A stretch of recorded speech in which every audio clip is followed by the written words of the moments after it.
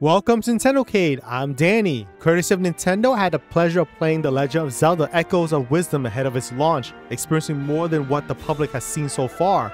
In this episode, I want to show you the cool ways you can use Echoes, as well as some interesting things I've noticed. I'll be sharing you my own gameplay where I experimented with various Echoes obtained during my time with the game. For those who are not aware of what Echoes do, Zelda teams up with her new companion Tri and uses the powerful Tri Rod to create Echoes. Echoes are imitation of things you'll find in the world that you can use to solve puzzles and defeat enemies. Of course, Zelda will learn new Echoes along her journey. Their use in the world traversal, battle, and puzzle solving will vary and may conjure creative ways you never thought possible compared to past Zelda games. I'm going to show you as much as I can, so buckle up and let's get right into it. A cool Echo I got to try out was the Caramodillo Echo.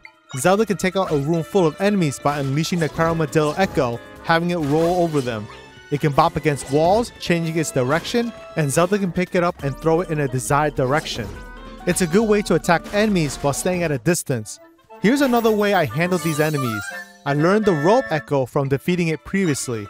Unleashing the Rope Echo here makes it easier to take them out, especially since they seek and automatically attack foes they spot.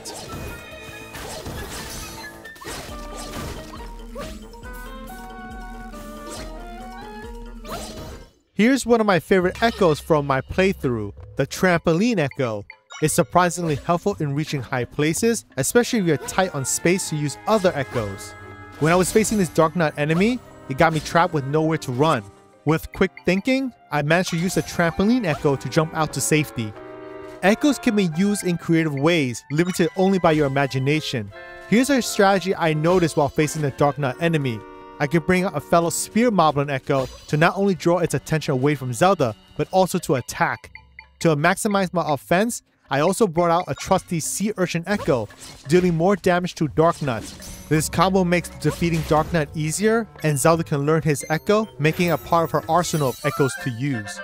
So far, I've shown some of the more standout Echoes, but there are others that are less flashy, but still important. For instance, Zelda can learn the Brazier Echo. This can be handy in situations where you need to light up fire sources. To handle these pesky Keese enemies, I thought of bringing out the Sea Urchin Echo. I lured them in, and it was an easy way for me to attack and defend against their attacks. I was able to use the same Echo for other tougher enemies I encountered. The Old Bed Echo is a very useful way of making a path to difficult to reach areas or to make traversal possible in a number of situations. But the Old Bed has another function that can come in handy. Zelda can take a small nap to recover her health. Just make sure to give her ample undisturbed time to recover. The next Echo I found to be quite nifty for reaching high places. Defeating the Strantula leaves their Echo to learn. Zelda can use the Strantula Echo to climb up to previously inaccessible areas.